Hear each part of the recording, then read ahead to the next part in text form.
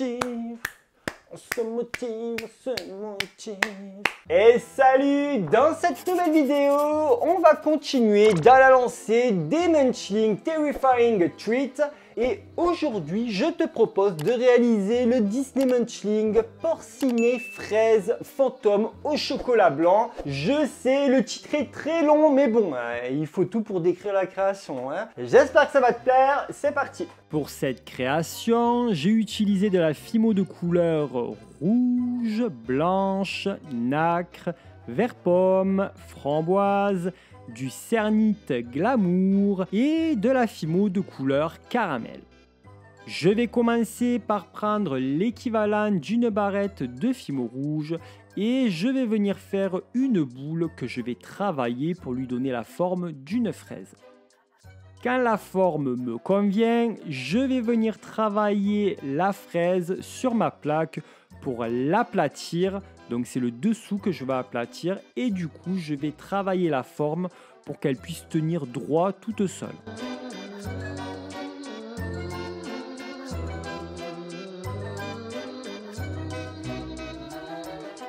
Quand la forme me convient, je vais venir découper dans un fin boudin de fimo blanche plein de petits bouts et je vais venir faire des petites boulettes.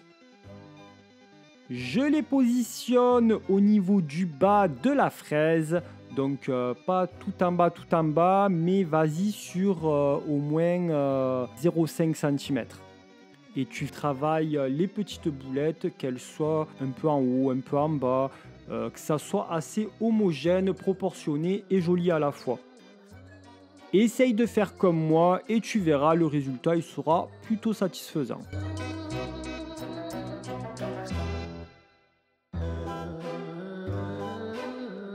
Quand j'ai terminé de positionner toutes mes petites boulettes, je vais faire pré-cuire ma fraise pendant 10 minutes à 130 degrés.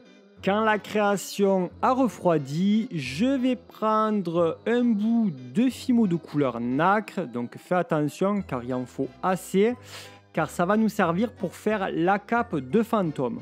Donc je fais une boule que je vais aplatir légèrement avec mes doigts et ensuite je vais venir la positionner au-dessus de ma fraise et je vais venir faire descendre le nacre petit à petit avec mes doigts et je dois descendre jusqu'au niveau du dessus des petits points de fimo blanche.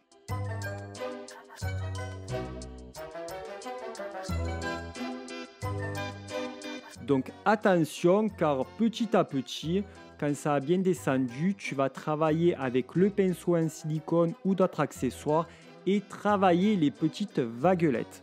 Donc il y a celles sur les côtés, on essaye de faire en sorte qu'elles ne soient pas collées à la fraise, on les relève légèrement et par contre celles de devant et de derrière, tu peux les écraser, au moins ça permet de les travailler plus facilement. Donc pour celles sur les côtés, quand tu travailles les vaguelettes, que tu fais descendre la pâte, ça peut être collé, mais essaye de les décoller petit à petit légèrement pour que le résultat il soit assez sympa. Comme tu peux le voir sur les images, pour décoller les petites vaguelettes de la cape sur les côtés, j'ai utilisé un accessoire pointu et fin. Au moins, ça me permet de décoller en donnant des petits à-coups légèrement et de lever la pâte en faisant attention que ça ne craquelle pas.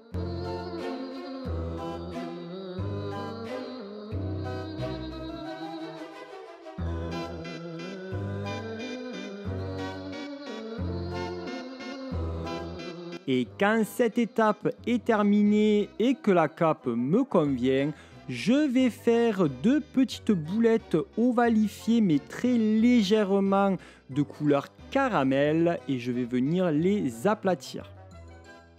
À l'aide de mon pinceau en silicone, je vais les positionner. Donc ce qui est bien, c'est que pour les yeux, le positionnement, je me suis aidé des pointes, des vaguelettes de la cape et j'ai positionné les yeux alignés à la pointe qui remonte de la cape. j'étale légèrement mes yeux avec mon petit pinceau en silicone ou le manche. Pour la bouche, je vais faire une boulette ronde que je vais aplatir et je la positionne à son emplacement. Donc cette boulette, elle doit être plus petite que celle des yeux. Plus petit mais léger. Donc je positionne à son emplacement, j'étale légèrement et par la suite nous allons faire 2 fins boudins pour faire les sourcils et c'est toujours avec la couleur caramel. J'hésite pas à travailler mes petites extrémités de boudin avec mon pinceau en silicone pour que ça parte en vaguelette et quand ça me convient, je les positionne à leur emplacement.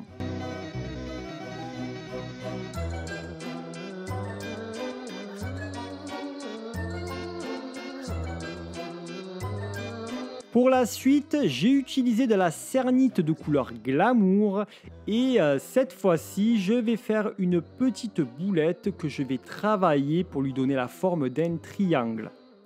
Je l'aplatis légèrement et je travaille toujours la forme avec mes accessoires.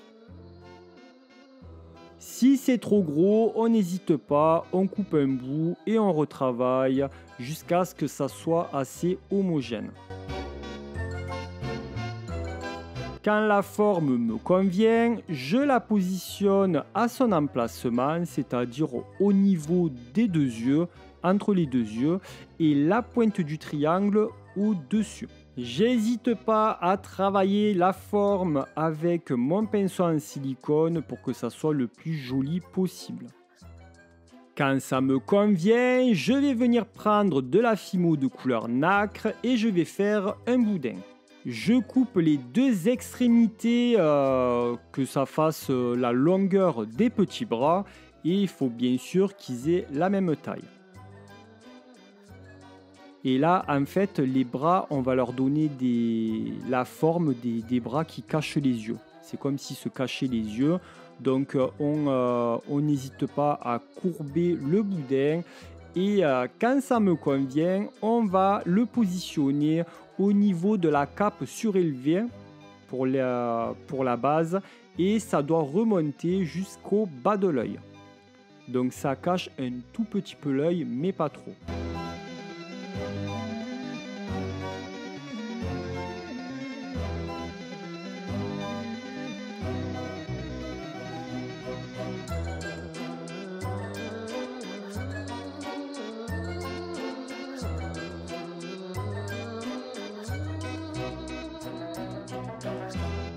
Quand le positionnement des bras me convient, je vais venir faire un mélange de fimo de couleur blanche et framboise pour avoir un framboise très clair. Donc bien sûr, au niveau de la framboise, c'est un tout petit bout de framboise. Je mélange jusqu'à ce que ça soit bien homogène. Et maintenant, je vais venir faire un boudin doublement conique. Je l'aplatis légèrement avec mes doigts et je vais venir travailler la forme des oreilles. Quand ça me convient, je coupe le boudin doublement conique aplati en 2.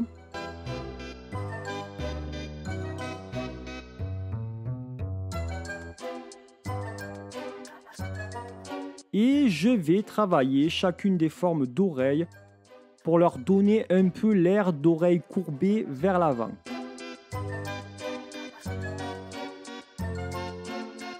S'il y a besoin de redécouper, on n'hésite pas, on coupe en biais. Et quand la taille me convient, je viens les positionner de chaque côté. Donc bien sûr, j'ai mis un petit point de fimo liquide. Je retravaille la courbe de mes oreilles si besoin. Et je positionne chaque fois à leur emplacement. Donc bien sûr, les oreilles, elles doivent être alignées avec le positionnement des yeux.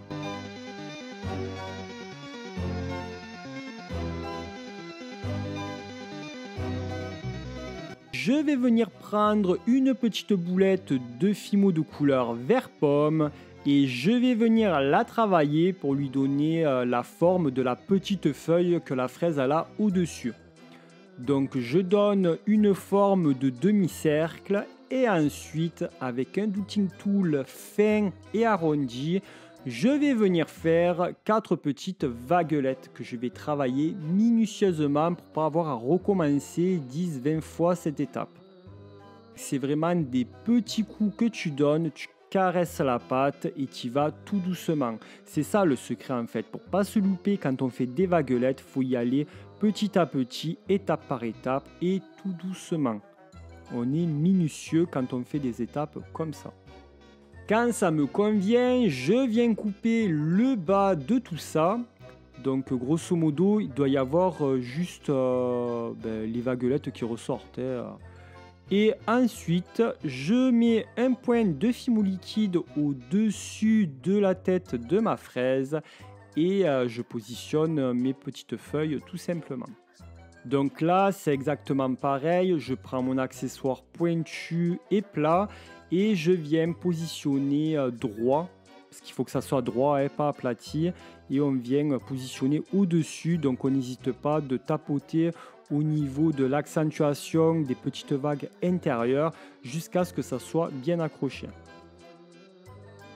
Quand cette étape est faite, je vais venir faire un tout petit boudin que je vais venir positionner à l'arrière de mes petites vaguelettes vert pomme. Donc bien sûr, le boudin il est aussi vert pomme car tout simplement c'est la queue de la fraise avec ses petites feuilles. Et quand j'en ai terminé avec la partie des feuilles, nous allons faire plein de mini boulettes de couleur vert pomme que je vais positionner au-dessus de la création. Donc bien sûr, il y en a devant.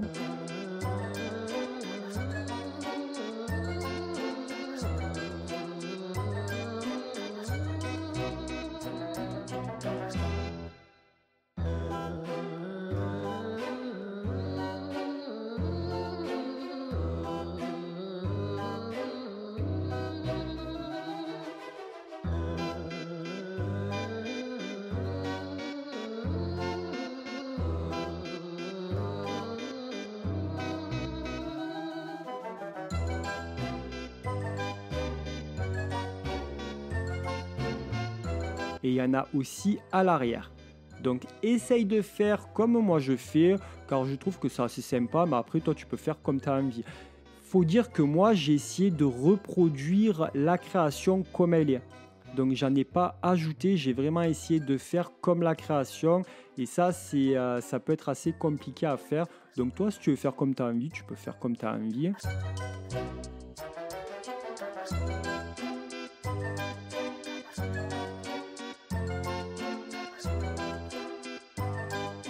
Et une fois que les petites boulettes sont toutes positionnées, je fais cuire ma création pendant 30 minutes à 130 degrés. Et quand ça a refroidi, j'ai verni le tout.